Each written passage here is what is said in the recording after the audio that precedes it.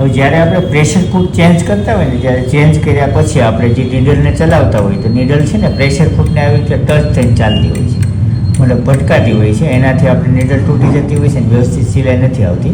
તો એને આપણે વ્યવસ્થિત કેવી રીતે કરી શકાય એના માટે મશીનની આ સાઈડમાં એક રબરની ડટી રહેલી છે એને આપણે કાઢીને અને એની અંદર એક સીધો બોલ આવેલો છે. એ બોલને આપણે થોડો લૂઝ કરવાનો છે સ્ક્રૂ ડ્રાઈવરના મદદથી. ધ્યાન રાખવાનું એ હોય છે કે જ્યારે આપણે આ બોલને લૂઝ કરતા હોય ત્યારે આ જે ઠેસી છે એ નીચેની સાઈડ હોવી ફરજિયાત હોય છે, નીચે જ હોવી જોઈએ, ઉપર નહીં હોવી જોઈએ. મતલબ પ્રેશર ફૂટ નીચેની સાઈડ જ રહેવો જોઈએ, ઉપર ન હોવો જોઈએ.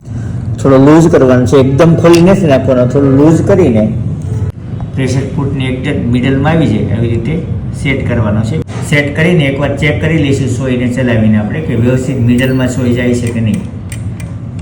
વ્યવસ્થિત થઈ ગયો છે એટલે આપણે આ જે સાઈડમાં રહેલો બોલ ફરીથી આપણે ફિટ કરી દેવાનો છે, વ્યવસ્થિત ટાઈટ કરી દેવાનો છે.